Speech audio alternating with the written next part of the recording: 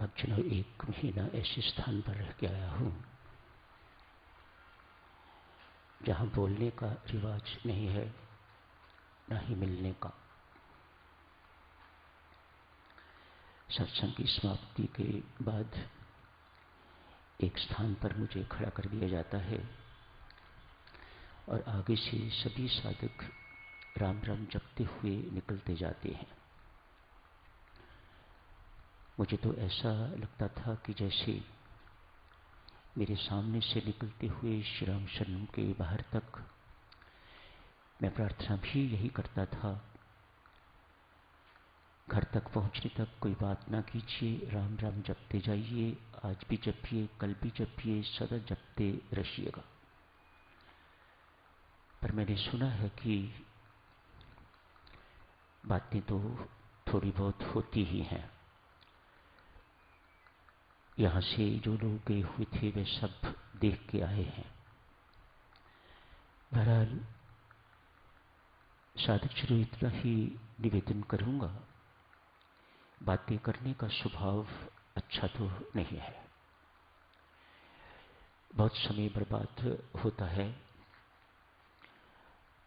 समय का सदुपयोग होना चाहिए और हमारे पास बहुत अनमोल साधन है समय के सदुपयोग करने का।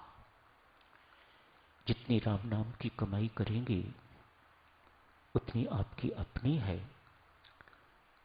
परलोक में भी यही साथ जाएगी, पाथे भी यही है, राह खर्च। तो इस कमाई पर बहुत ध्यान देना चाहिए इस साधकजनों। मेरा कुछ नहीं जाता, लेकिन कष्ट होता है। जाप हो रहा है भीतर, पीछे महिलाएं उठने से पहले ही ऊंची ऊंची बातें करने लग जाती हैं। जो पीछे कुर्सी पर बैठी हैं, मैं उस वक्त बाथरूम में होता हूं, मुझे सब सुनाई देती हैं। ये बातें शोभनीय तो नहीं है। स्पष्ट है जो पीछे बैठी हैं बुजुर्ग हैं, वृद्धा हैं, कितने दिन बाकी जिंदगी होगी कोई भरोसा नहीं है। तो उन्हें तो ज्यादा इस बात का लाभ लेना चाहिए कि बातें ना करके अधिक राम राम जपना चाहिए। आप सबसे भी निवेदन है सत्संगों, बातें ना कीजिएगा। जिंदगी भर खत्म नहीं होती बातें, जिंदगी खत्म हो जाती है। आप सहमत हैं मेरे साथ, आप सिर मारते हैं, एक ना जाने फिर बाहर निकलते ही क्यों ये सब कुछ बंदा भूल जाता है। सुने हुए का अर्थ तो यही है ना कि उसे जीवन में उतारा जाए, पढ़े हुए का अर्थ भी यही है कि उसे जीवन में उतारा जाए, अन्यथा सब व्यर्थ है। It's sheer waste of time.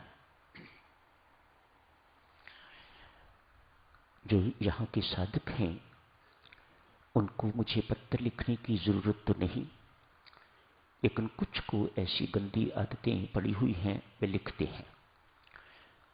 कोई एड्रेस नहीं, कोई टेलीफोन नंबर नहीं, कोई नाम नहीं, कोई मैंने संदेश देना हो तो कहाँ दूं, कोई मैंने पत्र पर कुछ लिख के भेजना हो तो कहाँ भेजूं। मेहरबानी करके इन सब बातों का भी ध्यान रखना चाहिए। परमात्मा की कृपा स्वरूप का वर्णन चल रहा है। कृपा क्या है साधुजनों? जिससे बढ़ के संसार में कुछ नहीं वह कृपा। जो परमात्मा से भी बढ़ के है वह परमात्मा की कृपा। आप सबने सुन रखा हुआ है ना, परमात्मा बहुत चमत्कारी है, उसका नाम उससे भी अधिक चमत्कारी है। तो उसकी कृपा उससे एवं उसके नाम से भी अधिक चमत्कारी है। किस विचित्र विलक्षण ढंग से, मिस्टीरियस वे से कृपा काम करती है, ये साधक हरि के अनुभव में आने वाली बात है। यदि मैं ये कहूं कि प्रत्येक साधक को परमेश्वर ने कृपा करके अपने कृपा स्वरूप के दर्शन तो अनेक बार करवा दिए हुए हैं, एक बार दो बार नहीं, कई दफा तो कृपालु दिन में अनेक बार अपनी कृपा के दर्शन करवा देता है। ये उसकी कृपा है, ये उसकी कृपा शक्ति है, जो अनधिकारी को अधिकारी बना दे, अयोग्य को योग्य बना दे, असंभव को संभव बना दे।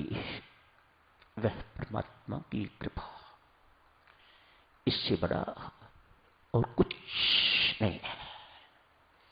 आप सोच नहीं सकते अपना कल का जीवन किस प्रकार का था और आज का जीवन क्या से क्या बन गया, कितना उज्जवल बन गया, कितना उस जीवन में परिवर्तन आ गया।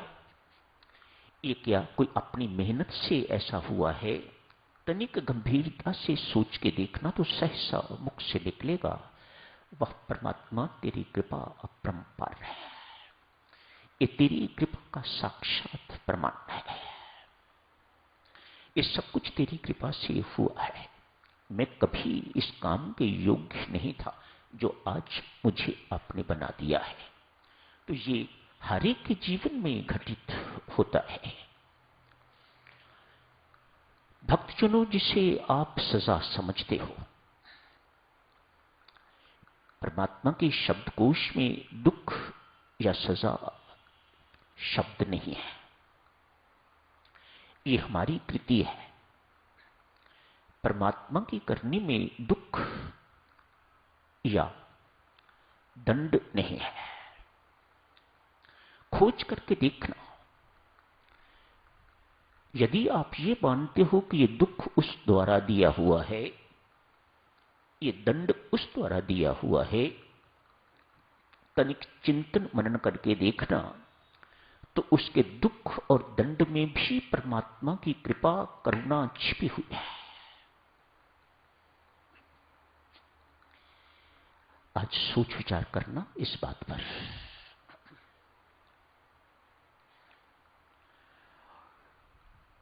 कमाई करो साधकजनों, खर्चा